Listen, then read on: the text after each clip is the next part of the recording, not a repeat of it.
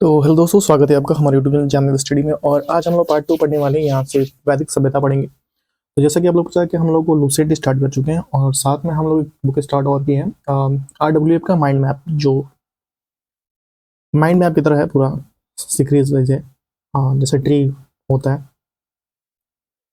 तो स्टार्ट करते हैं अपना वैदिक सभ्यता और इसमें कोशिश करेंगे कि आप 10 पेज तक कंप्लीट हो जाए।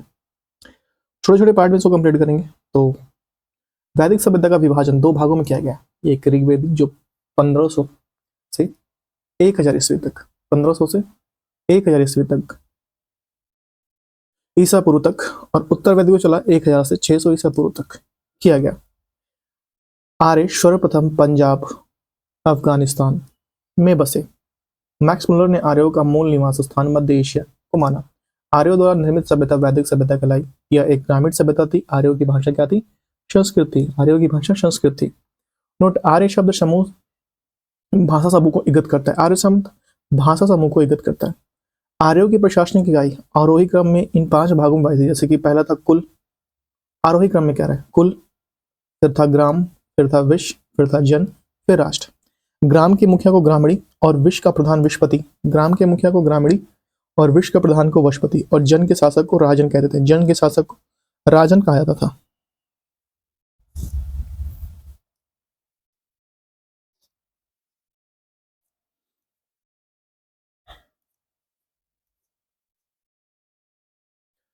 राज अधिकारियों को पुरोहित और सेना प्रमुख थे। राज अधिकारियों के पुरोहित एवं सेना प्रमुख थे।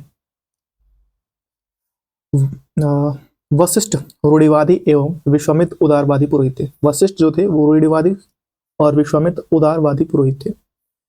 शुद्ध, रथकार और कम्मादी नामक अधिकारी रत्नी कहे जाते थे। जैसे शुद्ध, रथकार और कम्मादी नामक उत्तराधिकारी जो होते थे उनको हम लोग रत्नी कहते थे। इनकी संख्या राजा सहित करीब 12 हुआ करती थी। कितना? राजा सहित करीब 12 हुआ करती थी। पूरब, दुर्गपति एवं शपश जनता की गतिविधियों को देखने वाला गुप्तचर होता था। जैसे कि पूरब जैसे दुर्गपति कहते थे, एवं शपश जनता की गतिविधियों को देखने वाला एक गुप्तचर संस्था थी।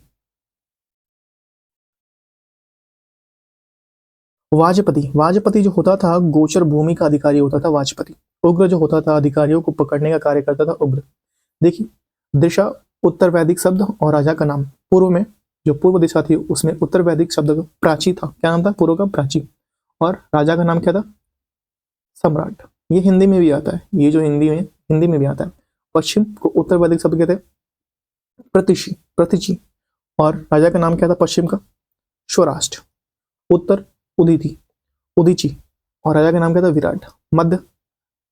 मध्य में जो रहते थे उसको हम लोग राजा कहते थे, और दक्षिण में भोज कहते थे। भोज से संबोधित करते थे। पूर्व को सम्राट में कहते थे। पूर्व में जो रहते थे उनको सम्राट कहते थे। पश्चिम में रहते थे उसको स्वराष्ट्र कहते थे। उत्तर में जो रहते थे उसको विराट कहते थे। और मध्य में जो रहते थे उसको हम लोग राजा कहते थे। और दक्षिण में जो रहते थे उसको हम लोग भोज कहते थे, जैसे राजा भोज वगैरह वगैरह। भागदू होता था राजस्व का एकत्र करने वाला अधिकारी होता था। भागदू राजस्व एकत्र करने वाला, जो जिला से या राज्य से राजस्व एकत्र करता उसको हम लोग भागदू कहते थे। ऋग्वेद में किसी तरह के न्यायाधिकारियों का उल्लेख नहीं है। किसी भी तरह के न्यायाधिकारियों का उल्लेख नहीं है। सभा व समिति राजा को सलाह देने वाली संस्था थी।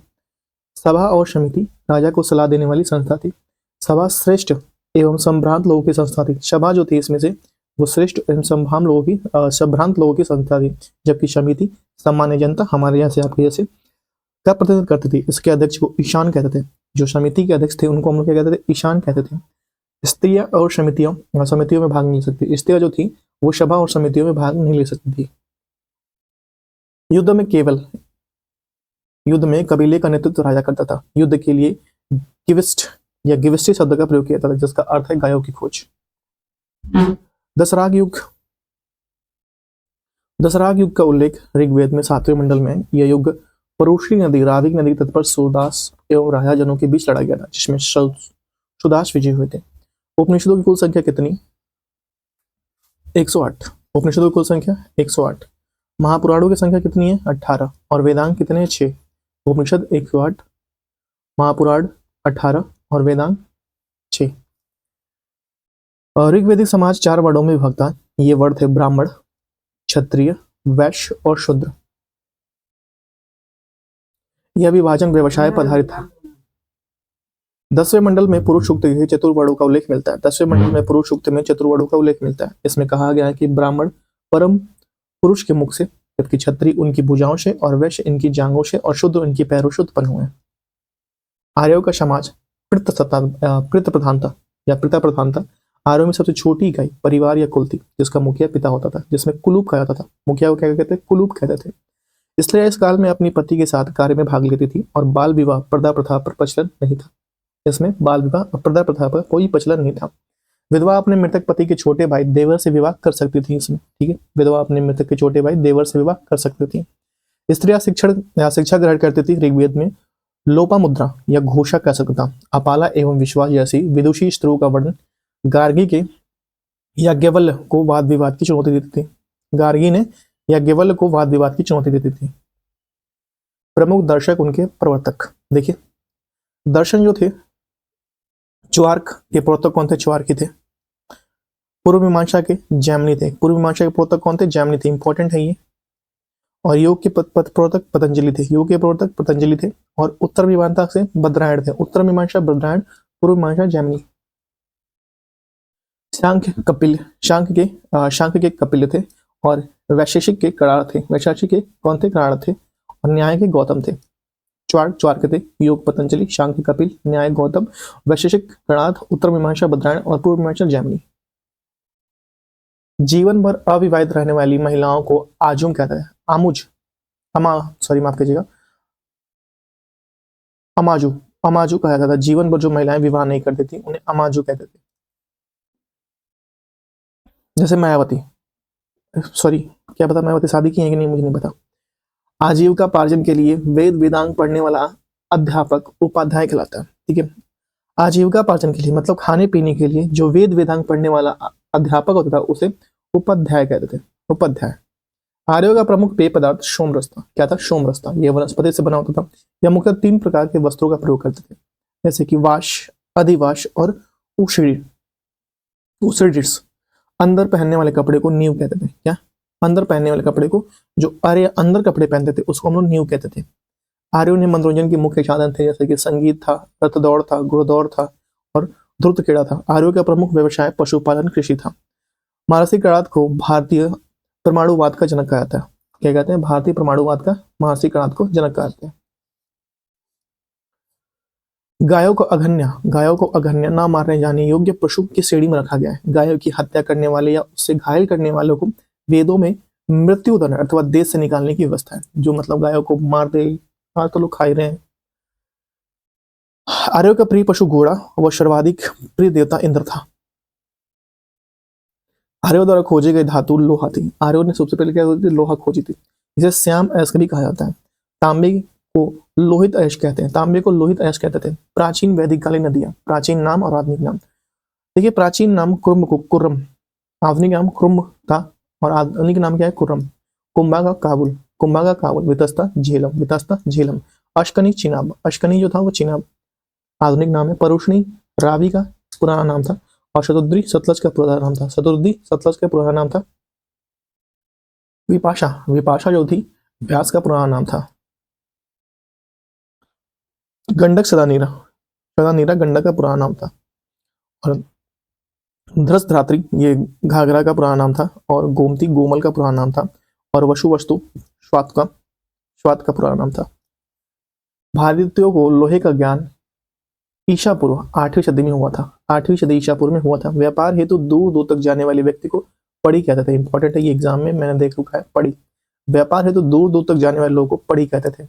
लेन देन में वस्तु नियम की प्रणाली को प्रचलित थी। लेन देन में वस्तु विनिमय प्रणाली प्रचलित थी।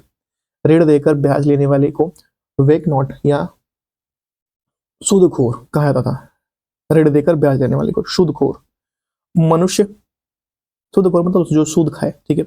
मनुष्य और देवताओं के बीच मध्यस्थ भूमिका निभाने वाले देवता की अग्नि जो थे वो मनुष्य और देवताओं के बीच मध्यस्थ देवता, जैसे कि हिंदू विवाह में अग्नि जलाकर ही उसके अग्नि के साक्षी, तो मनुष्य और देवताओं के बीच वो एक अग्नि जो थी वो एक भूमिका निभाती थी। जैसे कि किसी देवता को बात करना हो तो यज्ञ करते थे। पहले भयंकर यज्ञ होता था, तब देवता प्रकट होते थे, अग्नि जाके ले आते थे कि भैया चलो वो मांग रहा है, जला जला के कांड कर दिया है, तो जाते थे लेके आते थे। ऋग्वेद में निम्नलिखित नदियों में सरस्वती सबसे पवित्र मानी जाती है, हालांकि अभी विलुप्त है। ऋग्वेद में गंगा एक बार और यमुना का उल्लेख 3 बार हुआ। गंगा का कितनी बार? गंगा का उल्लेख 1 बार हुआ है और यमुना का कितना? 3 बार उल्लेख हुआ है। सिंधु नदी का उल्लेख सर्वाधिक बार हुआ है। सर्वाधिक बार कितना हुआ? सिंधु नदी का उल्लेख करते हैं। उत्तर वैदिक काल में इंद्र के स्थान पर प्रजापति सर्वाधिक लोकप्रिय हो गए। उत्तर वैदिक काल में इंद्र के स्थान पर कौन आ गया? प्रजापति का प्रिय हो गए, देवताएं हो गए। विष्णु के 3 पगों की कल्पना का विकास उत्तर वैदिक काल में हुआ। विष्णु के 3 पग, भगवान विष्णु कहा था कि भगवान 3 पग रखे थे, वो उत्तर वैदिक काल की घटना है। उत्तर वैदिक काल में राजा के राज्याभिषेक के समय राजशिव यज्ञ का अनुष्ठान किया जाता था। राजशिव यज्ञ का अनुष्ठान किया जाता था। उत्तर वैदिक काल में वर्ण व्यवसाय के बजाय जन्म के आधार पर निर्धारित होने लगे। जन्म के आधार पर निर्धारित होने लगे। उत्तर वैदिक देवता या सॉरी ऋग्वैदिक कालीन देवता, माफ कीजिए, ऋग्वैदिक कालीन देवता इंद्र। इंद्र जो था युद्ध का नेता, वर्षा का देवता इंद्र, अग्नि तथा देवता और मनुष्यों के बीच मध्यस्थ स्थापित करने का। वरुण जो थे वो पृथ्वी और सूर्य के निर्माता। वरुण जो थे वो पृथ्वी और सूर्य के निर्माता, समुद्र के देवता थे, विश्व के नियामक थे। ये तो इंपॉर्टेंट है भाई, इनको कोई क्वेश्चन नहीं मिला। पृथ्वी और सूर्य के निर्माता, समुद्र के देवता, विश्व के नियामक व शासक, सत्य के प्रतीक वरुण, और ऋतु परिवर्तन दिन रात के कर्ता कौन थे? वरुण करते थे। घौ आकाश का देवता, सबसे प्राचीन घौ। सोम वनस्पति के देवता, ये जो दारू पीते उनके लिए इंपॉर्टेंट है भाई। उषा प्रगति व उत्थान के देवता, उषा। अश्विनी जो थे वो विपत्तियों को हरने वाले देवता थे, अश्विनी। पूषण जो थे पशुओं के देवता थे, पूषण। विष्णु विश्व के संरक्षक व पालन करता थे, विष्णु। मारुति आंधी तूफान के देवता थे, मारुति। उत्तर वैदिक काल में हल को शिरा व हल की रेखा को शीता कहता था। देखिए हल का जो सिरा होता था, जैसे कि मान लीजिए कि ये एक क्या है, ये एक हल है, तो जो ये होता था ये हल है। हल का जो ये सिरा है इसे हम लोग क्या कहते थे? सिरा कहते थे। हल के सिरा, ये सिरा जो ऐसे खूनी की सिरा, और जो ये लकीर बनेगी, ऐसा खून रहा था इसमें एक लकीर बनेगी, उसको क्या कहते थे? सीता कहा था। उत्तर वैदिक काल में निक्ष और शतमान मुद्रा की इकाई थी। क्या थी? निक्ष और शतमान मुद्रा की इकाई थी। सिक्कों के चलन का कोई प्रमाण नहीं मिलता। सांख्य दर्शन भारत के सभी दर्शनों में सबसे प्राचीन है। सांख्य दर्शन जो थे भारत के सभी दर्शनों में सबसे प्राचीन है। इसके अनुसार मूल तत्व 25 है, जिसमें प्राकृतिक पहला तत्व है। सत्यमेव जयते मुंडकोपनिषद से लिया गया, जिसे इसी उपनिषद में यज्ञ की तुलना फूटी नाव से की गई है। सत्यमेव जयते मुंडकोपनिषद से लिया गया, इसमें इसी उपनिषद की यज्ञ की तुलना को फूटी नाव से की गई है। ईशा पूर्व दूसरी सदी में राजाओं को उपयुक्त या उपर्युक्त ज्ञान वेदी बनाने के लिए अपस्तंभ व्यापारिक या व्यवहारिक ज्यामिति की रचना की। क्या कहे? अपस्तंभ व्यवहारिक ज्यामिति की रचना की। गायत्री मंत्र सावित्री नामक देवता को संबंधित है। कौन सी गायत्री मंत्र? सावित्री नामक देवता को संबंधित, जिसका संबंध ऋग्वेद से। लोगों ने आर्य बनने के लिए विश्वामित्र ने गायत्री मंत्र की रचना की। लोगों को आर्य बनाने के लिए विश्वामित्र ने गायत्री मंत्र की रचना की थी।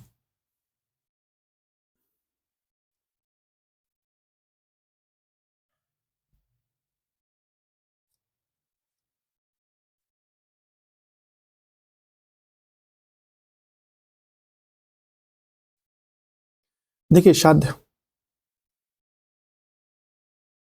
श्राद्ध की प्रथा सबसे पहले धात्रेय ऋषि के बेटे नीमि ने शुरू की थी। किसने शुरू की थी? धात्रेय ऋषि के बेटे नीमि ने शुरू की थी। उत्तर वैदिक काल में कौशाम्बी नगर में प्रथम बार पक्की ईंटों का प्रयोग किया था। किसे? कौशाम्बी नगर में प्रथम बार पक्की ईंटों का प्रयोग किया गया था। महाकाव्य 2 हैं, जैसे महाभारत और रामायण। महाभारत का पुराना नाम जय संहिता है। क्या है? जय संहिता। ये विश्व का सबसे बड़ा महाकाव्य है। गोत्र नामक संस्था का जन्म उत्तर वैदिक काल में हुआ था। जैसे कि आप किस गोत्र से हैं, जैसे कि आप शादी ब्याह के लिए जाएंगे, कोई पंडित हो, कोई क्षत्रिय हो, तो पूछेंगे कि गोत्र क्या है आपका, कौन से गोत्र। जैसे कि अगर कोई मुझसे पूछे कि आप कौन से गोत्र से हैं, तो मैं कहूंगा कि मैं गर्दमुख सांडली गोत्र से हूँ। मेरे दादाजी ने बताया था, मुझे नहीं पता इसका क्या मतलब है। ठीक है, तो मैं उससे हूँ।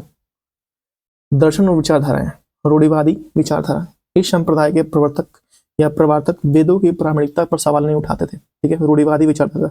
इनके अनुसार वेद मोक्ष का रहस्य छिपाए सर्वोच्च प्रकाशित धर्म ग्रंथ है। ठीक है, 6 उप संप्रदायों की संख्या, जैसे कि संप्रदायों की संख्या योग, न्याय, वैशेषिक, मीमांसा और वेदांत को षड दर्शन भी कहा जाता है। सांख्य विचारधारा जो थे, सांख्य दर्शन शास्त्र की प्राचीनतम विचार पद्धति है। संख्या का शाब्दिक अर्थ है गिरना होता है।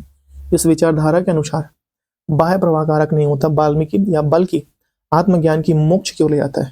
ठीक है, सांख्य विचारधारा आत्मज्ञान को मोक्ष की तरफ ले जाता है। यह विचारधारा द्वैतवाद में विश्वास में रखती है, द्वैतवाद में विश्वास रखती है, अर्थात आत्मा तथा पदार्थ दो पृथक सत्ताएं हैं। ठीक है, आत्मा तथा पदार्थ दो पृथक सत्ताएं हैं। यह अवधारणा भी सभी ज्ञान के आधार पर है। इस ज्ञान को तीन प्रमुख अवधारणाओं द्वारा प्राप्त किया जा सकता है, जैसे कि प्रत्यक्ष, अनुभूति, अनुमान और निष्कपट।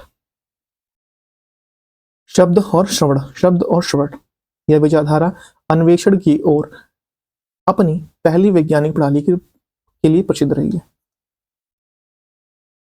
यहाँ देखिए विचारधारक दर्शन और विचारधाराएं, जैसे रूढ़िवादी आस्तिक विचारधारा जो थी वो रूढ़िवादी आस्तिक और नास्तिक। देखिए रूढ़िवादी आस्तिक की तरफ आता है सांख्य, योग, न्याय, वैशेषिक, मीमांसा और वेदांत। कौन कौन से? सांख्य, योग, न्याय, वैशेषिक और मीमांसा और वेदांत। नास्तिक में आपका आता है बौद्ध धर्म, जैन धर्म, लोकायत, अज्ञान और आजीविका। उसके बाद से उसमें रूढ़िवादी में आता है दर्शन, संख्या, योग, न्याय, वैशेषिक, मीमांसा और वेदांत। वेदांत रूढ़िवादी में आपका आ जाएगा। और नास्तिक में आपका आ जाएगा प्रवर्तक, कपिल, पतंजलि, गौतम, कणाद, जैमिनी और वादरायण।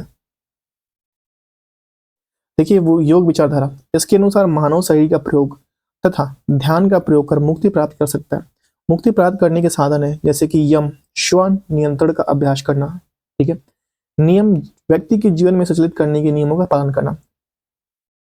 ये यम के तहत क्या होता है? श्वान नियंत्रण का अभ्यास करना। नियम के तहत व्यक्ति के जीवन में संचालित करने वाले नियमों का पालन करना नियम के तहत होता है। जैसे प्रत्याहार, विषय का चयन करना। प्रत्याहार कौन से विषय है? प्रत्याहार में आता है धारण, मन को स्थिर करना। धारणा होता है मन को स्थिर करना। ध्यान, ध्यान जो होता है वो चयनित विषय पर ध्यान एकत्रित करना, कोई एक विषय पर आप ध्यान एकत्रित करते हैं। और समाधि, मन तथा पिंड का विलय ही स्वयं के पूर्ण रूप से विच्छेदन होना ही समाधि कहा जाता है। न्याय विचारधारा, न्याय विचारधारा में इसके तहत इसमें मुक्ति प्राप्त करने के लिए तर्कपूर्ण चिंतन तथा विश्वास किया जाता है, जिसमें विचारधारा का मानना है कि निष्कर्षण, श्रवण और उपमान जैसे तर्क समस्त संसाधनों का प्रयोग कर मनुष्य किसी भी समस्या की सततता जांच कर सकता है। इसका ये मानना है कि ईश्वर ने न केवल ब्रह्मांड की रचना की बल्कि वह उसका पालन और संहार भी करता है। वैशेषिक विचारधारा, यह विचारधारा ब्रह्मांड की भौतिकीय में विश्वास करता है। इसके अनुसार ब्रह्मांड का हर पदार्थ 5 मुख्य तत्वों जैसे कि अग्नि, वायु, जल, पृथ्वी और आकाश से बना है। कौन से? अग्नि, वायु, जल, पृथ्वी और आकाश से बना है। वैशेषिक विचारधारा के तहत है ये। इसका विचारधारा के दृष्टिकोण से अत्यंत वैज्ञानिक है। इसके आधार पर परमाणु सिद्धांत का विकास भी हुआ था। अत्यंत वैज्ञानिक है वैशेषिक विचारधारा, इंपॉर्टेंट है। मीमांसा विचारधारा, मीमांसा का वास्तविक अर्थ तर्कपूर्ण चिंतन विवेचन, जैसे तर्कपूर्ण चिंतन और विवेचन और अनुप्रयोग की कला है। यदि कोई व्यक्ति को धार्मिक श्रेष्ठता, स्वर्ग और मुक्ति प्राप्त करनी हो तो वेदों के द्वारा नियत सभी कर्तव्यों को पूर्ति करना चाहिए। इस दर्शन का मुख्य बल वेदों के अनुष्ठांगिक भाग पर था। मुक्ति की प्राप्ति हेतु व्यक्ति को वैदिक अनुष्ठानों में निष्पादन पुरोहित के सहायता से करना होता है। इसलिए दर्शन के विभिन्न वर्गों के बीच सामाजिक अंतर को नियत रूप से वैधता प्रदान की गई है। ब्राह्मणों द्वारा इसका प्रयोग लोगों पर वर्चस्व स्थापित करने में किया गया।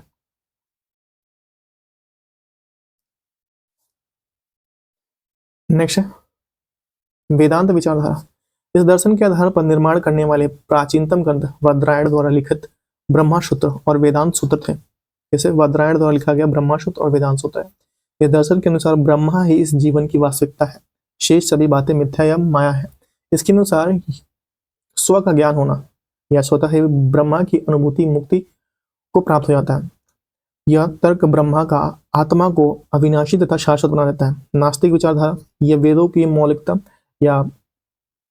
पर विश्वास नहीं करते अथवा भगवान के अस्तित्व पर प्रश्न खड़ा करते हैं और 5 उपधाराओं को वैध करते हैं, जैसे कि बौद्ध, जैन, लोकायत, अज्ञान और आजीविका। लोकायत दर्शन या चौड़ विचारधारा, बृहस्पति ने इस विचारधारा को नींव रखी थी। बृहस्पति ने इस विचारधारा की नींव थी। इसकी चर्चा वेदों और बृहदारण्यक उपनिषदों में भी मिलती है। इसके अनुसार ब्रह्मांड में केवल 4 तत्व हैं, जिसमें से अग्नि, पृथ्वी, जल और वायु।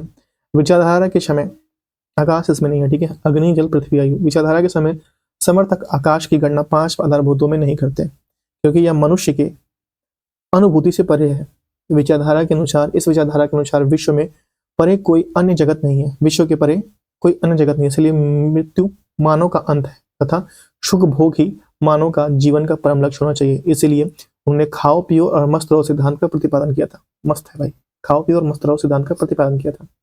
अज्ञान, कट्टरपंथी संशयवाद में विश्वास रखते थे। इसके अनुसार ज्ञान प्राप्त करना असंभव है, यदि यह संभव भी है तो मोक्ष प्राप्त करने के लिए व्यर्थ है। इसका विश्वास था कि अनभिज्ञता सर्वोत्तम पर ही है, अनभिज्ञता जो है वो सर्वोत्तम है।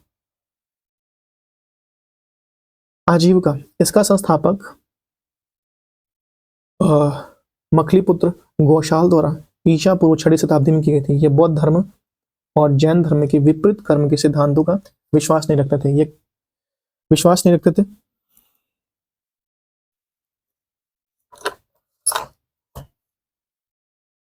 कहा गया, ये कर्म को भ्रामक मानते थे। इन्हें बौद्ध व जैन धर्मों के समान वेदों की सत्ता को नकारा है। उत्तर प्रदेश में श्रावस्ती आजीविकों का प्रमुख केंद्र था। आजीविक संप्रदाय मानने वाले निराकार आत्मा की अवधारणा के विपरीत आत्मा के भौतिक रूप में विश्वास करते थे। बिंदुसार इसके अनुयायी थे। अशोक 7वें स्तंभ में राजदेश में आजीविकों का उल्लेख मिलता है। वेदांत दर्शन के उपनिषद जैसे कि उपनिषद, भगवद गीता और ब्रह्मसूत्रों को ज्ञान के प्रमुख स्रोत मानता है। इन तीनों ग्रंथों को सामाजिक रूप से प्रस्थानत्रयी कहा गया है। नेक्स्ट हम लोग पढ़ेंगे महाजनपदों का उदय। बुद्ध के जन्म के 6वीं शताब्दी ईसा पूर्व में भारतवर्ष में 16 महाजनपदों में बांटा हुआ था। इसकी जानकारी हमें बौद्ध ग्रंथ के अंगुत्तर निकाय से मिलता है। कहाँ से मिलता है? बौद्ध जन के अंगुत्तर निकाय से मिलता है। महाजनपद और राजधानी, देखिए अंग की राजधानी क्या थी? चंपा, और ये क्षेत्र था भागलपुर, मुंगेर और बिहार। ये अंग की राजधानी चंपा थी। मगध की राजधानी क्या थी? गिरिव्रज या राजगिरी। इसका क्षेत्र था पटना, बिहार, गया। काशी की राजधानी वाराणसी थी और वाराणसी के आसपास उत्तर प्रदेश। वस्त की राजधानी क्या थी?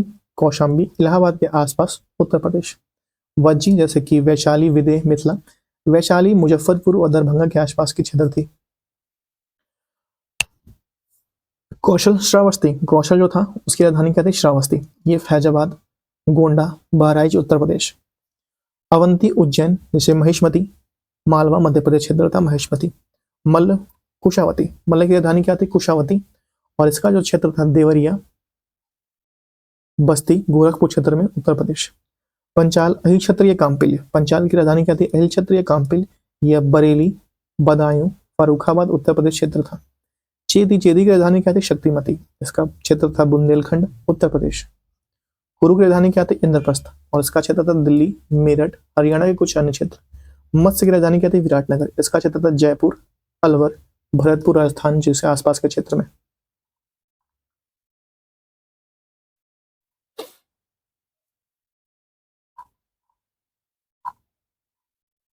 नेक्स्ट, कंबोज की राजधानी क्या थी? हाटक, कंबोज की राजधानी क्या थी? हाटक, इसके राजौरी और हरजा क्षेत्र के अंतर्गत आता था। शूरसेन की राजधानी क्या थी? मथुरा, जैसे उत्तर प्रदेश मथुरा क्षेत्र में आता था। अश्मक, अश्मक की राजधानी थी पोटली या पोतन, ये इंपॉर्टेंट है भाई। अश्मक, पोटली या पोतन, ये गोदावरी क्षेत्र दक्षिण भारत का एकमात्र जनपद, इंपॉर्टेंट है। अश्मक, पोटली या पोतन, ये गोदावरी क्षेत्र दक्षिण भारत का एकमात्र जनपद था अश्मक। गंधार जो थी तक्षशिला, गंधार की राजधानी क्या थी? तक्षशिला, ये रावलपिंडी, पेशावर, कश्मीर तक फैली हुई थी। जैन धर्म, जैन धर्म के संस्थापक एवं प्रथम तीर्थंकर ऋषभदेव थे। कौन थे? ऋषभदेव थे। कल्पशुद्ध जैन परंपरा का सर्वाधिक लोकप्रिय ग्रंथ था।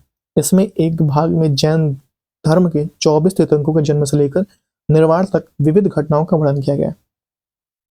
उनके जीवन की प्रमुख 5 घटनाओं को विशेष रूप से प्रस्तुत किया गया है, जैसे कि गर्भाधान, जन्म, गृह त्याग या ज्ञान प्राप्ति का प्रथम उपदेश।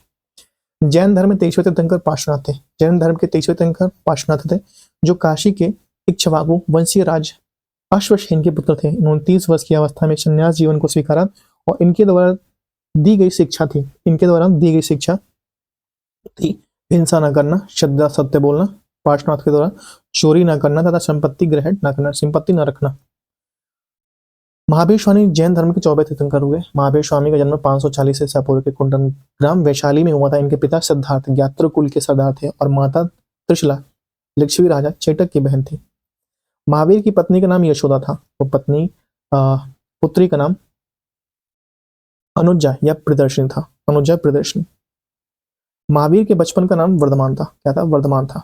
इन्होंने 30 वर्ष की उम्र में, कितने वर्ष की उम्र में? 30 वर्ष की उम्र में माता पिता की मृत्यु के पश्चात अपने बड़े भाई नंदीवर्मन से, ये इंपॉर्टेंट है, किससे भाई, किससे आगे लेकर, ये पूछता है, नंदीवर्मन से आज्ञा लेकर, अनुमति लेकर संन्यास जीवन की स्वीकार किया। 12 वर्षों की कठिन तपस्या के बाद महावीर को जन्बिक के समीप ऋजुपालिका नदी के किनारे, ऋजुपालिका नदी के किनारे नदी के तट पर शाल वृक्ष के नीचे तपस्या करते हुए ज्ञान की बोध हुआ। उस समय महावीर जिन, यह विजेता कला है, जिन जिसको विजेता कहते थे, अरहत पूज्य और निर्ग्रंथ मतलब बंधन रहित। जिन मतलब विजेता, अरहत मतलब पूज्य, अहर्त मतलब पूज्य और निर्ग्रंथ मतलब बंधन रहित, किसी बंध में नहीं बंधे हुए। महावीर के गर्भधान के समय उनकी माता त्रिशला ने 14 वस्तुओं का स्वप्न देखा था। 14 वस्तुओं का स्वप्न देखा था। 14 वस्तुएं थी इसमें, हाथी, बैल, शेर, देवी लक्ष्मी, कलश, पालकी, सोरावर, छोटी नदी, अग्नि, ध्वज, माला, रत्नों का ढेर, सूर्य व चंद्रमा। उन्होंने अपने सपने के बारे में एक ज्योतिषी से बात की। ज्योतिषी ने बताया कि वे एक ऐसे पुत्र को जन्म देगी जो या तो राज्यदक्ष होगा या एक महान संत होगा। उत्तरायण सूत्र में महावीर की शिक्षाओं का वर्णन है, या भिक्षुओं की आचार संहिता का पालन करने का वर्णन करती है उत्तरायण सूत्र। महावीर ने अपना उपदेश प्राकृतिक जैसे अर्धमागधिम दिया था। महावीर के अनुयायियों को मूलतः निर्ग्रंथ कहा जाता है। महावीर के प्रथम अनुयायी उनके दामाद जामली बने। प्रथम जैन भिक्षुकी नरेश दधिवाहन की पुत्री चंपा थी। कौन थी? चंपा थी। प्रमुख जैन तीर्थंकर, उनके प्रतीक। जैन तीर्थंकर के नाम, प्रतीक चिन्ह यहां से दिया है, जैन तीर्थंकर के नाम, उसके बाद से प्रतीक चिन्ह है। जैन तीर्थंकरों के नाम क्रम और प्रतीक चिन्ह देखिए। ऋषभदेव प्रथम, इनका प्रतीक चिन्ह था सांड। अजीतनाथ का क्या था? हाथी था। शंभो तृतीय का क्या था? घोड़ा था। शंपार्श्वनाथ का क्या था? सप्तम जो थे ये स्वास्तिक था। शांति 16वां जो थे हिरण था, इनका था 16वां हिरण। अमरनाथ 18वें, इनका क्या प्रतीक था? मीन था, मछली। नामी 21वें थे, इनका नाम प्रतीक क्या था? नीलकमल था। अरिष्टनेमी 22वें थे, इनका नाम, इनका प्रतीक चिन्ह क्या था? शंख था। पार्श्व 23वें थे, इनका नाम सर्प क्या था? सर्प था। और महावीर इनका था सिंह। 2 जैन तीर्थंकरों को ऋषभदेव और अरिष्टनेमी के नामों का उल्लेख ऋग्वेद में मिलता है। अरिष्टनेमी को भगवान कृष्ण के संबंधी माना जाता है।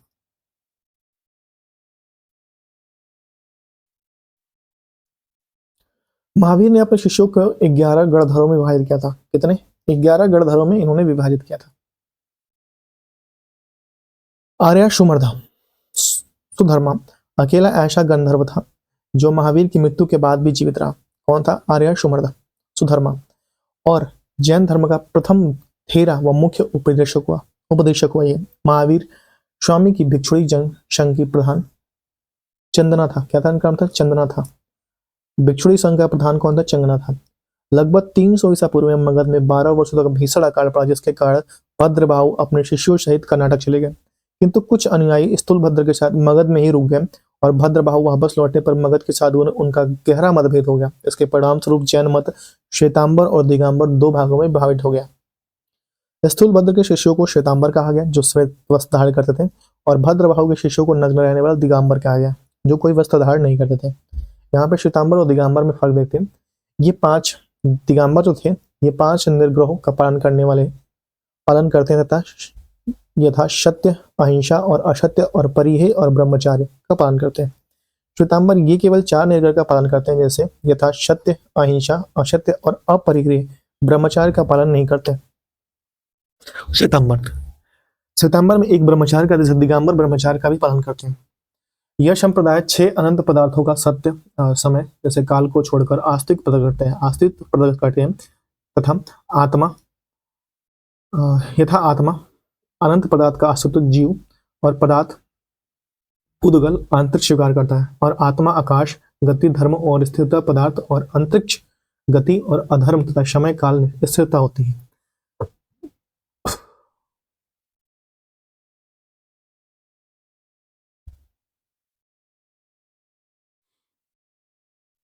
तीन में देखिए, इसमें महिलाएं तीर्थंकर नहीं हो सकती, और इसमें एक मिनट कुछ गड़बड़ होगा। देखिए, दिगंबर में इसमें महिलाएं तीर्थंकर नहीं हो सकती और श्वेतांबर में इसमें महिलाएं तीर्थंकर हो सकती हैं। दिगंबर में ये मानते हैं कि महावीर ने विवाह नहीं किया था, जबकि श्वेतांबर मानते हैं कि ये जानते हैं कि महावीर की विवाह किया था उनकी संतान थी। नेक्स्ट है, दिगंबर मानते हैं कि वे 19वीं तीर्थंकर के मल्लिकानाथ पुरुष थे, जबकि श्वेतांबर मानते हैं कि मल्लिकानाथ स्त्री थी, मल्लीनाथ स्त्री थी। 6वां पॉइंट कहता है, दिगंबर कहते हैं, इनका कहना है कि मूल जैन के आगम ग्रंथ खो चुका है, जबकि श्वेतांबर मानते हैं ये जैन आगम ग्रंथ को स्वीकार करते हैं। दिगंबर मानते हैं कि ये मानते हैं कि कैवल्य प्राप्ति के बाद उपवास करके रहा जा सकता है, जबकि श्वेतांबर मानते हैं कि कैवल्य प्राप्ति के बाद भोजन का आवश्यकता पड़ती है। हाँ, इतना मतभेद क्यों भाई? 8 पॉइंट में ये मानते हैं कि स्त्रियों के इनके जीवन में मुक्ति का विरोध करती हैं, जबकि श्वेतांबर मानते हैं कि इसके जीवन में स्त्रियों की मुक्ति की अधिकारी मानती हैं। दिगंबर मानते हैं कि ये सफेद वस्त्र धारण नहीं पहनते क्योंकि इनमें निर्वाण मोक्ष बाधक होते हैं, जबकि ये सफेद वस्त्र पहनते तथा निर्वाण मोक्ष के बाधक नहीं मानते हैं। जैन संगीतिया, प्रथम जैन संगीति हुआ 300 ईसा पूर्व। कहाँ हुआ? 300 ईसा पूर्व में हुआ प्रथम जैन संगीति, और स्थल पाटलिपुत्र में, और अध्यक्ष कहते हैं स्थूलभद्र थे। द्वितीय हुआ 512 ईसा पूर्व में, और बल्लवी गुजरात में हुआ द्वितीय, और क्षमा श्रवण इसके अध्यक्ष रहे। जैन धर्म के 3 रत्न हैं, जैसे सम्यक दर्शन, सही विश्वास, सम्यक ज्ञान, सही ज्ञान, और सम्यक आचरण, सही आचरण। 3 जैन धर्म के 3 रत्न हैं। 3 रत्न के अनुसार निम्न 5 महाव्रतों का पालन करना अनिवार्य है, जैसे कि अहिंसा, सत्य वचन, असत्य, अपरिग्रह और ब्रह्मचार्य। जैन धर्म में 4 वर्ग, जैसे शिक्षा, अन्न, चिकित्सा और आवास के सिद्धांत ने इसे लोकप्रिय बनाने में मदद की। जैन धर्म के ईश्वर की मान्यता नहीं है, जैन धर्म में ईश्वर की मान्यता नहीं है। जैन धर्म में आत्मा की मान्यता है। जैनियों के अनुसार जीव की आत्मा न केवल मनुष्यों एवं पक्षियों में वरन पेड़ पौधे पत्थरों में भी जल पाया जाता है। जैन धर्म के अनुसार सृष्टि का निर्माण जीव और आजीवक या आजीव नामक 2 मूल तत्वों से बना हुआ है। जीव चेतन तत्व है और अजीव अचेतन तत्व, जड़ तत्व, जैसे कि पदुगल, काल, आकाश, धर्म और अधर्म।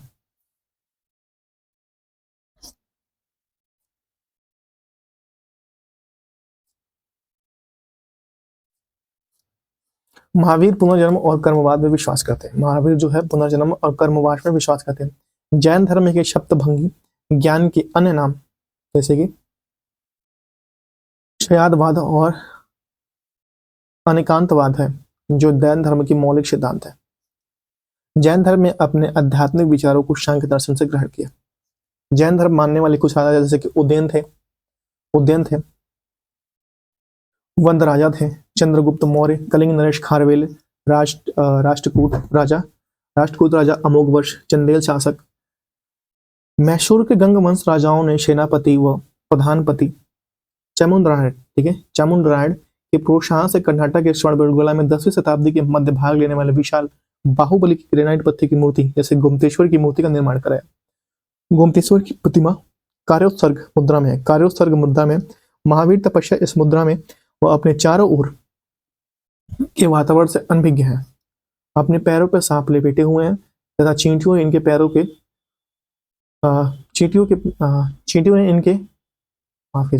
ने मिट्टी के घरों बना दिए। यह मूर्ति 18 मीटर ऊंची या 57 फीट ऊंची है। 18 मीटर या 57 फीट ऊंची है। यह एक चट्टान को काटकर बनाई गई है। यह विश्व में एक ही पत्थर से बनी किसी सहारे से खड़ी सबसे लंबी मूर्ति है। राजस्थान के माउंट आबू पर स्थित जैन मंदिर विमल शाह द्वारा बनाए गए थे। राजस्थान के माउंट आबू में स्थित जैन मंदिर विमल शाह द्वारा बनाए गए। काठवाड़िया गुजरात में पालिताना के निकट शत्रुंजय की पहाड़ियों में एक विशाल जैन तीर्थ स्थल है, जहां एक साथ जुड़े हुए 20 मंदिर दर्शन है। खजुराहो में जैन मंदिरों का निर्माण चंदेल शासकों ने कराया था। आधुनिक तमिलनाडु में पुदुकोट्टई जिले की स्थित वशल या सीतन वाशल गुफाएं जैन धर्म से संबंधित है। मौर्योत्तर युग में मथुरा जैन धर्म का प्रसिद्ध केंद्र था। मथुरा कला का संबंध जैन धर्म से है। मथुरा कला का संबंध जैन धर्म से है।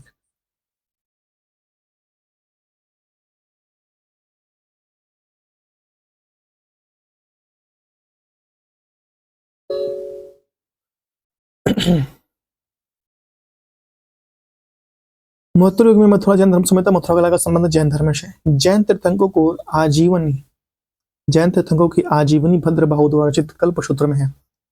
यह जीवनी उनके भद्रबाहु द्वारा रचित कल्पसूत्र में जैन तीर्थंकरों की जीवनी उसमें संकलित है। 72 वर्ष की आयु में महावीर की मृत्यु या निर्माण 467-68 में ईसा पूर्व में बिहार राज्य के पावापुरी राजगीर में हुई थी। मल्लराज सृष्टिपाल और राजप्रसाद ने महावीर स्वामी का निर्माण प्राप्त हुआ था। मल्लराज सृष्टिपाल को और राजप्रसाद ने महावीर स्वामी को निर्माण प्राप्त हुआ था। 6वीं-9वीं शताब्दी के बीच बड़ोदरा के पास अकोटा गुजरात एक पश्चिमी भारतीय क्षेत्र में कांच की अधिकांश मूर्तियां महावीर, पार्श्वनाथ और आदिनाथ जैसे तीर्थंकरों को बनाई जाती थी। इसमें तीर्थंकरों को एक सिंहासन पर विराजमान दिखाया गया और उनमें ये तीर्थंकर केवल 3 से 24 तीर्थंकरों के समूह में प्रस्तुत किए गए।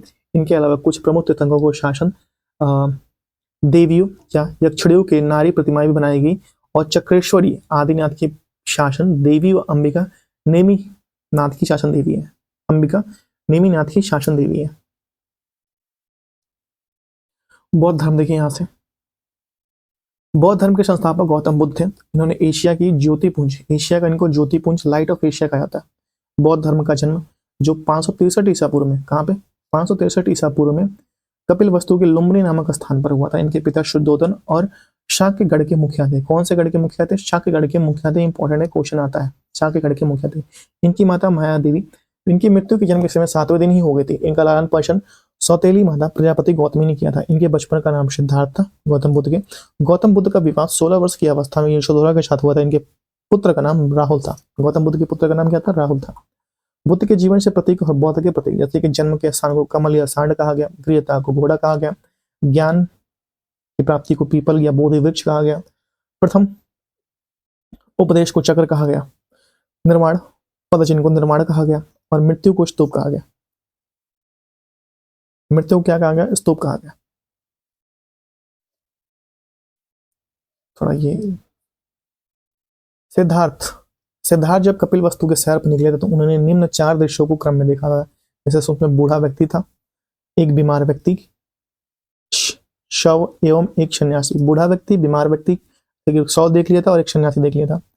सांसारिक समस्याओं को व्यतीत होकर सिद्धार्थ ने 29 वर्ष की अवस्था में गृह त्याग दिया, जिसमें बौद्ध को महाभिनिष्क्रमण कहा गया। गृह त्याग करने को क्या कहा गया? महाभिनिष्क्रमण कहा गया। गृह त्याग करने के बाद सिद्धार्थ बुद्ध के वैशाली के अलार कलाम सांख्य दर्शन की शिक्षा ग्रहण की और अलार कलाम सिद्धांतों की प्रथम गुरु हुए, जिन्होंने उन्हें शून्य का ज्ञान प्राप्त हुआ। अलार कलाम के बाद सिद्धार्थ ने राजगिरी में रुद्रक रामपुत्र से शिक्षा ग्रहण की, जिसमें उन्हें योग का ज्ञान प्राप्त हुआ। देखिए, अलार्म ग्राम से उन्हें शून्य का ज्ञान प्राप्त हुआ और रुद्रक रामपुत्र से शिक्षा ग्रहण करने से उनको योग का ज्ञान प्राप्त हुआ। उरुवेला में सिद्धार्थ को कोंडियन, वप्पा, भादिया, महानामा एवं अशागी नामक 5 साधक मिले। बिना अन्न जल ग्रहण किए 6 वर्ष की कठिन तपस्या के बाद 35 वर्ष की आयु में वैशाख की पूर्णिमा की रात निरंजना नदी, फाल्गु नदी के किनारे पीपल वृक्ष के नीचे सिद्धार्थ को ज्ञान की प्राप्ति हुई। ज्ञान प्राप्ति के बाद सिद्धार्थ बुद्ध के नाम से जाने गए। यह स्थान बोध गया कहलाया गया। बुद्ध ने अपना प्रथम उपदेश सारनाथ ऋषिपत्तनम में दिया, जिनके बौद्ध ग्रंथों में धर्मचक्र प्रवर्तन कहा गया। बुद्ध ने अपने उपदेश जनसाधारण की भाषा पाली में दिया। बुद्ध ने अपने उपदेश कौशल, वैशाली, कौशाम्बी और अन्य राजाओं को सर्वाधिक उपदेश कौशल देश के नरेश श्रावस्ती में दिया। इनके प्रमुख अनुयायी शासक थे जैसे कि बिंबिसार, प्रसेनजीत व उदयन। बुद्ध की मृत्यु 80 वर्ष की अवस्था में 483 ईसा पूर्व में कुशीनारा, देवरिया, उत्तर प्रदेश के चंदू द्वारा अर्पित भोजन करने के बाद होगी, जिसके बौद्ध के महापरिनिर्वाण कहा गया। मल्लों ने अत्यंत सम्मानपूर्वक बुद्ध का अंत्येष्टि संस्कार किया। एक अनुश्रुति के अनुसार बुद्ध के बाद बुद्ध के शरीर के अन्वेषणों को 8 भागों में बांटकर उन पर 8 स्तूपों का निर्माण कराया गया। बुद्ध के जन्म और मृत्यु की तिथि को चीनी परंपरा में कैंटोन अभिलेख के आधार पर निश्चित किया गया। बौद्ध धर्म के बारे में यह विशुद्ध ज्ञान त्रिपिटक जैसे कि विनय पिटक, सुत्त पिटक और अभिधम पिटक से प्राप्त होता है। 3 पिटकों की भाषा पाली है और थेरवाद मत की पाली त्रिपिटक सबसे पुराना है। थेरवाद मत की पाली जो है त्रिपिटक सबसे पुराना है। सुत्त पिटक में बुद्ध के धार्मिक सिद्धांतों का संवाद के बारे में संकलित किया गया। सुत्त पिटक में क्या है? बुद्ध के धार्मिक सिद्धांतों को संवाद के बारे में संकलित किया गया। विनय पिटक में क्या है? विनय पिटक में संघ में भिक्षु और भिक्षु के लिए बनाए गए नियम हो। विनय पिटक में क्या है? विनय मतलब क्या है? एक नियम बनाया गया, उसमें संघ में भिक्षु और भिक्षुओं के बनाए गए नियमों को संग्रह किया गया है और इसमें संघ के अनुशासन तोड़ने पर किए जाने वाले प्रायश्चितों को सूची दी गई है। अभिधम पिटक में क्या है? अभिधम पिटक में दिया गया सुत्तपिटकों के वर्णित सिद्धांतों, सुत्तपिटकों में वर्णित सिद्धांतों को व्यवस्थित अनुशीलन के लिए आवश्यकता सूचियों के सारांश के साथ प्रश्नोत्तरी का समावेश किया गया। ये क्यों करना चाहिए? उसका प्रश्नोत्तरी का समावेश किया गया। पाली त्रिपिटकों के पहली शताब्दी ईसा पूर्व में श्रीलंका के शासक वतगामिनी की देख रेख में पहला लिपिबद्ध किया गया था। पाली त्रिपिटकों के पहली शताब्दी ईसा पूर्व में श्रीलंका के शासक वतगामिनी की देख रेख में लिपिबद्ध किया गया। सूत्र पिटक के 5 निकाय जिसमें कि दिग्ग, मध्यम, संयुक्त, अंगुत्तर और खुंदक। बुद्ध के पूर्व जन्मों में जुड़ी जाता कथाएं। खुंदक निकाय 15 पुस्तकों में से एक है। खुंदक निकाय को धम्म पद या नैतिक उपदेशों को पद्मातक संकलन या उसके बाद से थेर गाथा, बौद्ध भिक्षुओं की गीत है थेर गाथा। थेरी गाथा बौद्ध भिक्षुओं की गीत है। देखिए थेर गाथा में जो कि बौद्ध भिक्षुओं का गीत है और थेरी गाथा जो होती है बौद्ध भिक्षुड़ियों का गीत है। जैसे स्त्रियां गाती हैं थेरी गाथा और थेर गाथा गाता है बुद्ध, ये जो पुरुष होते हैं। बौद्ध धर्म मूलतः अनिश्वरवादी है, इसमें आत्मा की परिकल्पना नहीं है। बौद्ध धर्म के पुनर्जन्म की मान्यता है। तृष्णा को छिड़ हो जाने पर अवस्था है कि बुद्ध का निर्माण प्राप्त है। बुद्ध ने निर्माण कहा है। विश्व दुखों से भरा हुआ यह सिद्धांत बुद्ध के उपनिषद से लिया गया। अद्भुत भारत लेखक A.L. वाशम के अनुसार 49 दिनों की तपस्या के बाद बुद्ध को ज्ञान की प्राप्ति हुई थी।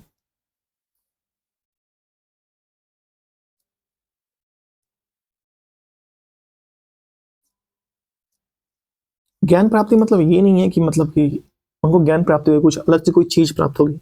ज्ञान प्राप्ति मतलब कि हर चीज का बोध हो जाना, हर चीज का तुम्हें पता हो जाना, वो होता है ज्ञान प्राप्ति। एक सही मार्गदर्शक रूप में या सभी बातों को एक निर्माण या एक सभी बातों का एक सोल्यूशन देना या बताना कि कैसे क्या करना चाहिए, कैसे क्या होगा, वो ज्ञान प्राप्ति होगी। ऐसा नहीं कि उनके पास कोई जादू आ गया था, ऐसा कुछ नहीं है। बुद्ध के अनुयायी 2 भाग में विभाजित थे, जैसे कि भिक्षुक, थोड़ा माफ कीजिएगा यहाँ पे थोड़ा सा ऐसा दिख रहा है। भिक्षुक बौद्ध धर्म के प्रचार के लिए जिन्होंने संन्यास ग्रहण किया वो भिक्षुक कहा गया।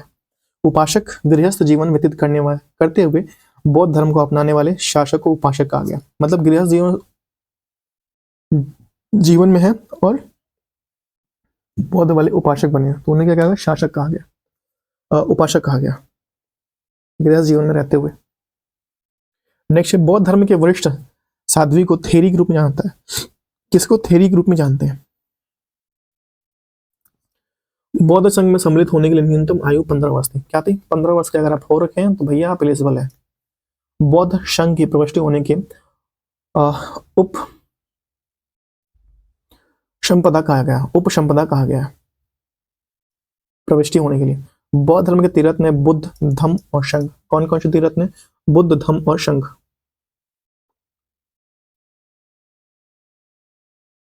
बौद्ध सभाएं देखिए। प्रथम बौद्ध संहिता जो 483 ईसा पूर्व में पूर्व स्थान राजगिरी में हुआ था। अध्यक्ष थे महाकश्यप थे और शासन काल था अजातशत्रु। शासक काल था किसका? अजातशत्रु का शासन था।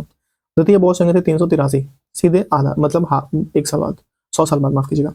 और स्थान था वैशाली। पहले का स्थान था राजगिरी, दूसरे का स्थान वैशाली और पहले का अध्यक्ष थे महाकश्यप, दूसरे का था शाबकमीर। शबाकामी या शाबकमीर कहते हैं इनको। और शासन था कालाशोक का, दूसरे का। तृतीय बौद्ध संहिता 250 ईसा पूर्व में और इसे पाटलिपुत्र में हुआ था और मोगली पुत्तिस्त अध्यक्ष थे और अशोक के शासनकाल में हुआ था। चतुर्थ बौद्ध संहिता 98 ईसा पूर्व में कुंडनवल और वसुमित्र और अश्वघोष इसके अध्यक्ष थे और कनिष्क के शासनकाल में हुआ था।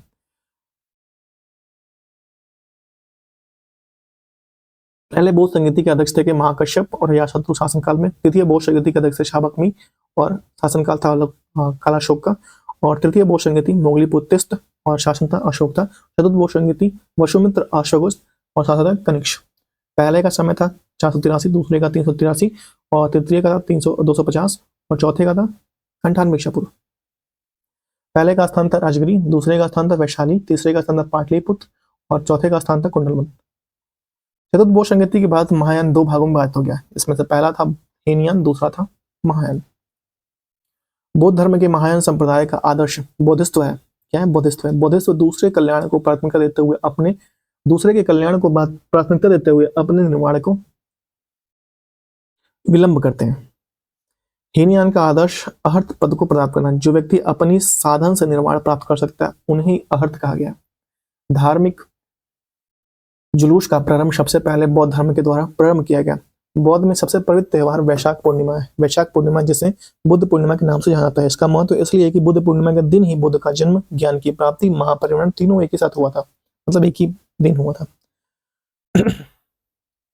बुद्ध के सांसारिक दुखों के संबंध में 4 आहार शब्दों का उपदेश दिया। पहला था दुख, फिर दुख का समुदाय था, दुख निरोध था और उससे दुख निरोधगामिनी या प्रतिपादा था।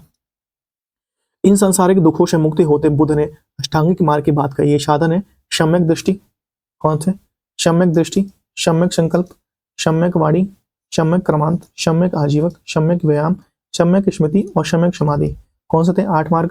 सम्यक दृष्टि, सम्यक संकल्प, सम्यक वाणी, सम्यक क्रमांत, सम्यक आजीवक, सम्यक व्यायाम, सम्यक स्मृति और सम्यक समाधि।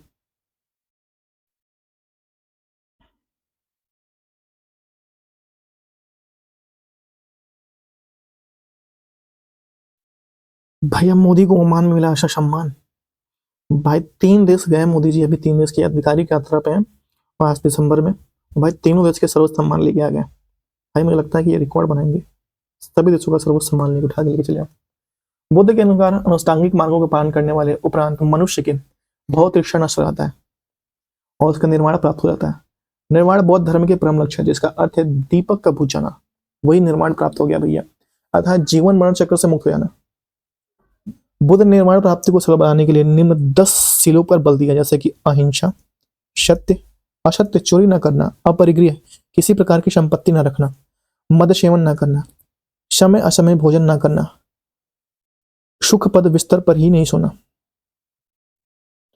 सुख पद बिस्तर पर नहीं सोना, धन संचय न करना, स्त्रियों से दूर रहना और नृत्य गान आदि से दूर रहना। स्त्रियों के लिए केवल प्रथम 5 सील और भिक्षु के लिए 10 सीलों को अनिवार्य माना गया है। बुद्ध के मध्यम मार्ग जैसे मध्य प्रतिपद का उपदेश। अनिश्वरवाद से संबंध में बौद्ध धर्म और जैन धर्म की समानता है। अनिश्वरवाद के संबंध में बौद्ध धर्म और जैन धर्म की समानता है। जातक कथाएं प्रदर्शित करती हैं कि बौद्धिस्त्व की अवतारणा या अवतार मनुष्य के रूप में हो सकती है अथवा पशुओं के रूप में भी। बौद्धिस्ट के रूप में पुनर्जन्मों की दीर्घ श्रृंखला के अंतर्गत बुद्ध ने शाक्य मुनि के रूप में अपना अंतिम जन्म प्राप्त किया, किंतु इनके उपरांत मैत्रेय और अन्य नाम बुद्ध अभी अवतरित होने अवशेष है, जैसे कि मैत्रेय और अन्य नाम बुद्ध अभी अवतरित होने अवशेष है। सर्वाधिक बुद्ध मूर्तियों का निर्माण गंधार शैली में किया गया, लेकिन बुद्ध की प्रथम मूर्ति संभवतः मथुरा काल में बनाई गई थी। प्रथम मूर्ति मथुरा काल में बनाई गई थी।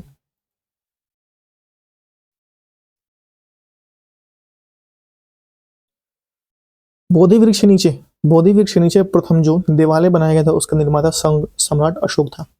उस देवालय के चारों ओर जो वेदिका बनी उसे मौर्य काल में लगभग 100 ईसा पूर्व में बनाई गई थी। मंदिर के भीतर बहुत से आलो दीवालों में जो प्रतिमाएं स्थापित थी वह पाल राजाओं के शासनकाल में 8वीं शताब्दी ईसा में बनाई गई थी, लेकिन वास्तविक महाबोधि मंदिर का निर्माण या महाबोधि जिस अवस्था में आज खड़ा हुआ है वह अधिकतर औपनिवेशिक काल में अपने 7वीं शताब्दी के पुराने रूप में बनाया गया था। मंदिर का रूपांकन असामान्य किस्म का है, ना तो पूरी तरह से द्रविड़ और ना ही नागर शैली का मंदिर कहा जाता है। ये नागर मंदिरों की तरह सकरा है, लेकिन द्रविड़ मंदिरों की तरह बिना मोड़े सीधे ऊपर की ओर उठा हुआ है। तिब्बत, भूटान और पड़ोसी देशों में बौद्ध धर्म के प्रचार यहाँ पदम शंभो गुरु रीन 5 ने किया था। इसका संबंध बौद्ध धर्म के ब्रजयान शाखा से था। इनकी 123 फीट ऊंची मूर्ति हिमालय प्रदेश रेवाल सर झील में है। भारत में उपासना की जाने वाली प्रथम मूर्ति संभवतः बुद्ध की है। स्तूप वैदिक काल में भारत के प्रचलित शोधान टीले थे, जिसमें से मृतकों के अवशेष और राख भी कहा जाता था। अशोक के शासनकाल में स्तूप काल में अपने चरमोत्कर्ष पर पहुंच गए, जिसमें अपने राज्य काल के दौरान लगभग 84,000 स्तूप बनाए थे अशोक ने। भारत के महत्वपूर्ण बौद्ध मठ आगे देखते हैं। पहला बौद्ध मठ है टोबो मठ। ये तोबो गांव स्मृति घाटी हिमाचल प्रदेश में तोबो मठ। नामग्याल मठ ये धर्मशाला हिमाचल प्रदेश में, धर्मशाला में। हेमिस मठ ये लद्दाख में है, ये लद्दाख में ही है। और थिकेस मठ ये लद्दाख, लद्दाख में ही है। शाशुर मठ ये लाहौल स्पीति हिमाचल प्रदेश में, लाहौल स्पीति कहाँ पे, हिमाचल प्रदेश में। और मिंड्राइलिंग मठ ये देहरादून उत्तराखंड में है। रुमटेक मठ ये गंगटोक सिक्किम में है। तवांग मठ ये अरुणाचल प्रदेश में है। नॉमड्रिलिंग मठ ये मैसूर में ही है। मिंड्रालिंग मठ ये देहरादून उत्तराखंड में था। और नाम ड्रिलिंग मठ जो है मैसूर कर्नाटक में। बोधिमंडा मठ ये बोधगया बिहार में है। बोधिमंडा मठ कहाँ है, बोधगया बिहार में। वैदिक परंपराओं में प्रेरित स्तूपों को बौद्ध द्वारा लोकप्रिय बनाया गया। बुद्ध की मृत्यु के बाद बुद्ध के शरीर के अवशेष 8 भागों में विभाजित कर स्तूपों के नीचे रखे जाते थे। स्तूप में 5 श्रेणियों में वर्गीकृत किया सकता था, जैसे कि अवशेष स्तूप जिसमें बुद्ध और अन्य धार्मिक व्यक्तियों के अवशेष रखे गए, जिसमें सांची का स्तूप। वस्तु स्तूप जिसमें बुद्ध या उनके शिष्यों के संबंधित वस्तुएं रखी गई, जिसमें वैशाली का स्तूप। स्मारक स्तूप जो बुद्ध व उनके शिष्यों के जीवन की घटनाओं को याद करने के लिए बनाए गए, जैसे कि श्रीलंका की अनुराधापुरम स्तूप, स्मारक स्तूप। प्रतीकात्मक स्तूप जो बौद्ध धर्म या बौद्ध धर्मशास्त्र के विभिन्न पहलुओं को प्रतीक के लिए बनाए गए, जैसे कि लेह स्तूप, लेह स्तूप।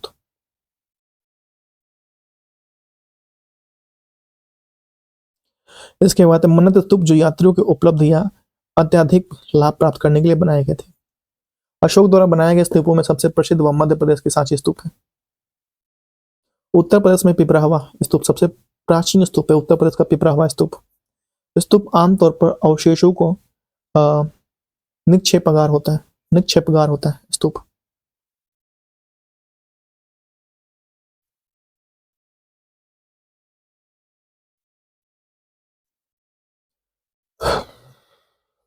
बौद्ध परंपरा में स्तूप का एक संकल्प अर्पित तथा स्मारक संरचना होती है।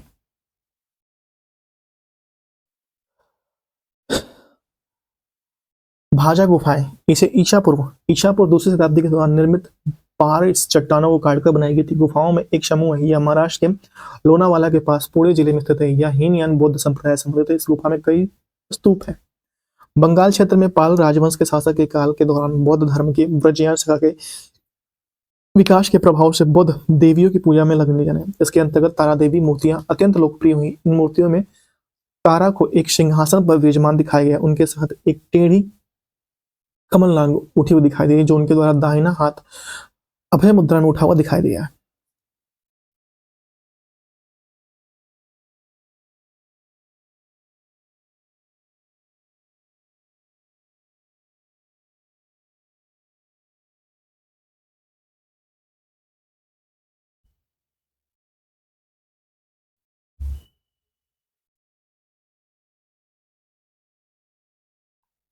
बुद्धिस्टों ये पदपाड़ी में पेंटिंग व 5वीं शताब्दी के उत्तरार्ध में अजंता मठ की गुफाओं में देखी जा सकती है। अजंता की ये गुफाएं वर्तमान औरंगाबाद महाराष्ट्र में स्थित है। यहाँ की गुफाएं सभी तीनों रूपों, वास्तुकला, मूर्तियां और चित्रकला संबंधित है, जहाँ बड़े चैत्य विहार हैं जिन्हें मूर्तियों और चित्रों को सजाया जाता है। नेक्स्ट है, यहाँ से देखेंगे शैव धर्म। देखिए शैव धर्म यहाँ से हम लोग पढ़ेंगे, हम लोग मगध तक पढ़ेंगे, ठीक है। शैव धर्म भगवान शिव की पूजा करने वालों में शैव और शिव की संबंधित धर्म को शैव धर्म कहा गया। शिवलिंग उपासना, एक बार कमेंट पे शंभु जरूर लिख दीजिएगा, जय महाकाल। शैव धर्म कहा गया। शिवलिंग उपासना का प्रारंभिक पदक साक्ष्य हड़प्पा संस्कृति के अवशेषों से मिलते हैं या अवशेषों से मिलते हैं। ऋग्वेद में शिव के लिए रुद्र नामक देवता का उल्लेख मिलता है। अथर्ववेद में शिव को भव, शर्व, पशुपति या भूपति कहा गया है। लिंग पूजा का पहला स्पष्ट वर्णन मत्स्य पुराण में मिलता है। किसमें? मत्स्य पुराण में मिलता है।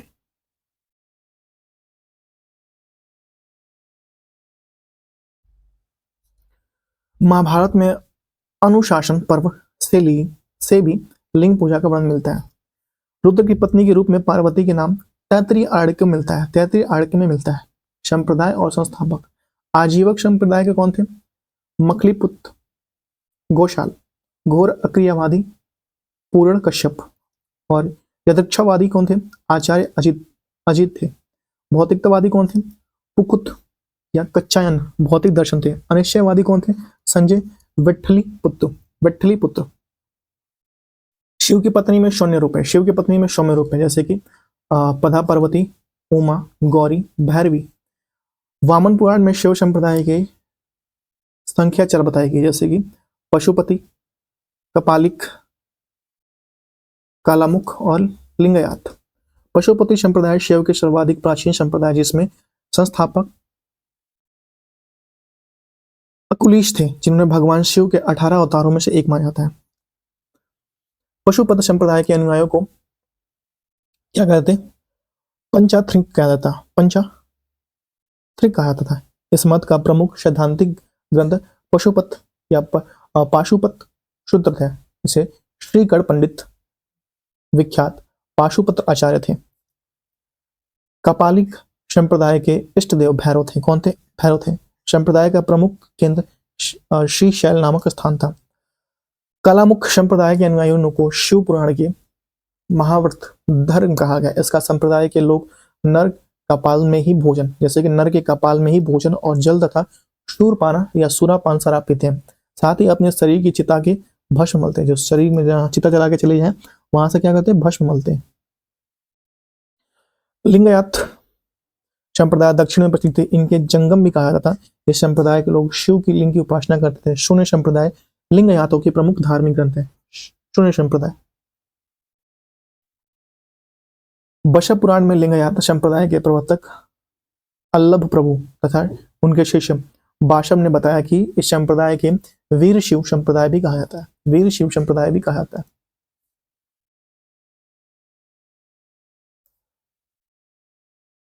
बाशव तथा उनका भतीजा चन्ना बाशव कर्नाटक में कलचुरी राजाओं के दरबार में थे। जैनों के साथ कनिष्ठ या कठिन संघर्ष के उपरांत उन्होंने अपने मत की स्थापना की, जिन्होंने जाति प्रथा तथा कड़ा विरोध किया और उपवास, प्रतिभोज और तीर्थ यात्रा व बलि प्रथा को अस्वीकार किया, बाल विवाह विरोध किया और विधवा विवाह को अनुमति दी। 12वीं शताब्दी में राजा कुलोतुंगा सेकेंड ने शासनकाल में शक्लिहार द्वारा लिखित तिरुतुंदर पुराण, जिसमें थे थिरुगोंडा थोगई के नाम से जाना था, तमिल में 5वें वेद के रूप में माना जाता है इसको। और यह शिव परंपरा में 12वीं पुस्तक भी है। यह भगवान शिव की पूजा के लिए समर्पित एक भक्ति पाठ है, जिसमें तमिल शैववाद में एक महत्वपूर्ण कार्य माना जाता है। यह पाठ तमिलनाडु के भगवान शिव भक्तों द्वारा व्यापक रूप से पढ़ा और सुना जाता है। तमिल में शैव परंपरा के अनुयायियों के लिए आध्यात्मिक ज्ञान एक महत्वपूर्ण स्रोत माना जाता है। यह तमिल शैववाद विविध कवियों और 63 नयनारों की कहानी बताई जाती है। 8वीं शताब्दी में मस्तेंद्र नाथ के नाथ संप्रदाय की स्थापना की। इस संप्रदाय का व्यापक प्रचार प्रसार बाबा गोरखनाथ ने की थी। नाथ संप्रदाय का बाबा गोरखनाथ ने की थी। गोरखनाथ ने वर्ण व्यवस्था और ब्राह्मणों को विशेष अधिकारों की आलोचना की। उनके द्वारा प्रतिपादित सिद्धांत में तंत्र कहा जाता था। इसका सदस्यता बिना जाति भेदभाव के लिए खुली थी। बिना जाति भेदभाव के लिए सबके लिए खुली थी। दक्षिण भारत में शैव धर्म के चालुक्य, राष्ट्रकूट, पल्लव और चोलों के समय लोकप्रिय रहा। पल्लव काल में शैव धर्म के प्रचार प्रसार नयनारों द्वारा किया गया। नयनार संतों की संख्या 63 बताई गई, जिनमें केवल अपार, तिरुज्ञान, शंबंदर और सुंदर मूर्ति आदि के नाम उल्लिखित है। पशुपतिनाथ देखिए, पशुपतिनाथ मंदिर नेपाल की राजधानी काठमांडू में 3 किलोमीटर दूर पश्चिम में बागमती नदी किनारे देवपाटन गांव में स्थित एक शिव मंदिर है। नेपाल की धर्मनिरपेक्ष राष्ट्र बनाने से पहले यह मंदिर राष्ट्रीय देवता भगवान पशुपतिनाथ का मुख्य निवास स्थान था। इस मंदिर के परिसर में सन 1979 में यूनेस्को विश्व संस्कृति विरासत स्थल में सूचीबद्ध किया गया था और मुख्य मंदिर का निर्माण वास्तुकला नेपाली पैगोड शैली में हुआ है।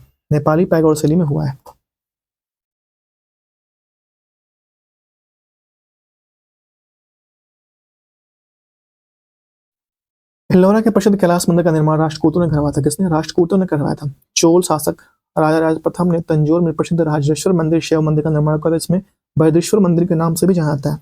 कुषाण शासकों की मुद्राओं पर शिव व नंदी का एक साथ अंकन प्राप्त होता है। शिव अद्वैत विचारधारा के प्रमुख प्रवर्तक और श्रीकांत शिवाचार्य, इनके अनुसार शिव और ब्रह्मा एक समान है।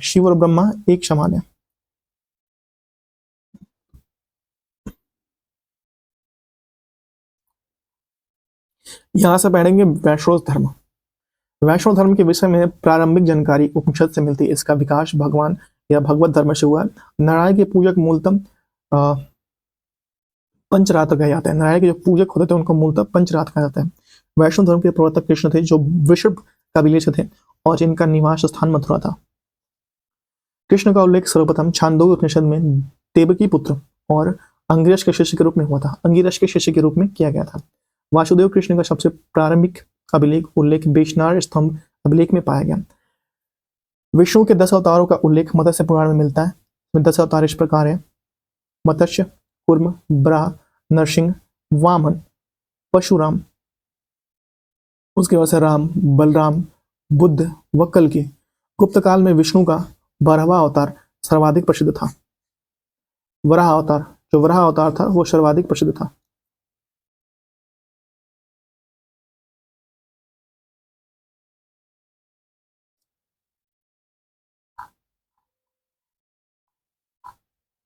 देखिए, वैष्णव धर्म के ईश्वर को प्राप्त करने के लिए सर्वाधिक महत्व भक्ति को दिया जाता है। सर्वाधिक महत्व भक्ति को दिया जाता है।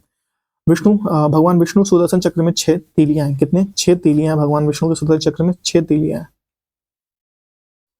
प्रमुख संप्रदाय, मत व आचार्य।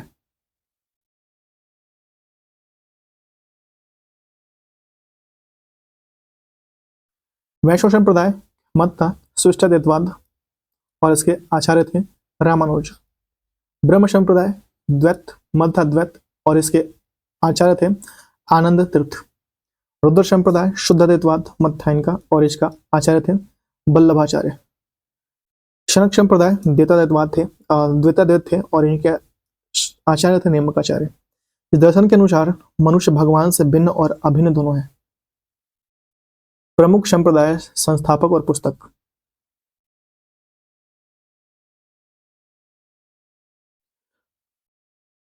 बरकरी संस्थापक कौन थे? नामदेव। श्री वैष्णव के संस्थापक कौन थे? रामानुजन। और पुस्तक इनका क्या था? ब्रह्मसूत्र। परमार्थ, प्रमुख शर्मा परमार्थ और इसके संस्थापक थे रामदास और इसकी पुस्तक थे दासबोध। राम भक्त रामानंद और इनकी पुस्तक थी अध्यात्म रामायण। ओंकारवाट के मंदिर कंबोडिया कंबोज में राजा सूर्यवर्मन सेकेंड ने जो 1113 से 1150 में बनवाया था। इस मंदिर में लगभग 10.50 फीट ऊंची भगवान विष्णु की मूर्ति स्थापित है। इस्लाम धर्म यहां से देखेंगे। इस्लाम धर्म के संस्थापक हजरत मोहम्मद साहब थे।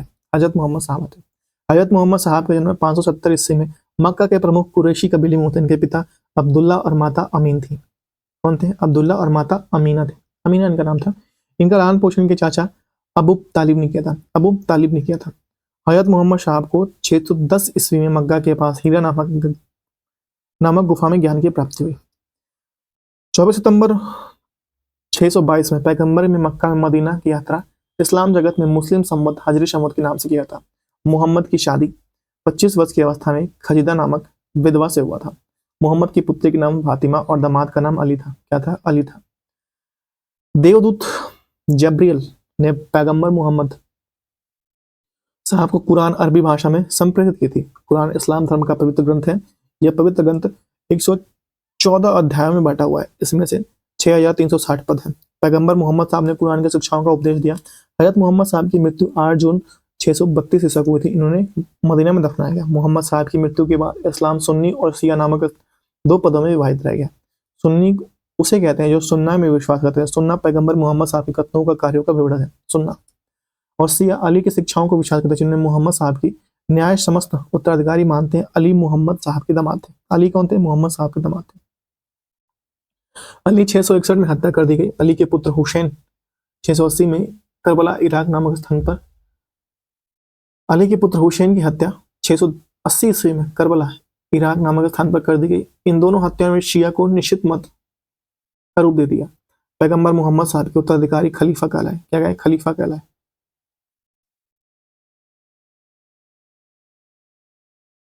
इस्लाम जगत के खलीफा पद 1924 ईस्वी तक रहा और 1924 ईस्वी में से तुर्की के शासन मुस्तफा कमाल पाशा को समाप्त कर दिया। इब्न इशाक ने सर्वप्रथम पैगंबर साहब का जीवन चरित्र लिखा। मोहम्मद पैगंबर के जन्म दिन ईद मिलाह उन नबी पर्व में पाया गया। ईद मिलाह उन नबी पर्व में पाया गया। इस्लाम में सर्वप्रथम इस्लाम का आगम अरबों के जरिए हुआ 722 ईस्वी में अरबों ने सिंध जीत लिया और सबसे पहले भारत में इसी भाग में इस्लाम का महत्वपूर्ण धर्म बन गया। नमाज के दौरान मुसलमान मक्का की तरफ मुंह करके खड़े होते हैं और भारत में मक्का पश्चिम की ओर पड़ता है, इसलिए मक्का की ओर की दिशा को किबला कहा जाता है। किबला कहा जाता है। ईसाई धर्म, यहां से देखेंगे ईसाई धर्म। ईसाई धर्म के संस्थापक ईसा मसीह, प्रमुख ग्रंथ बाइबल है इनका।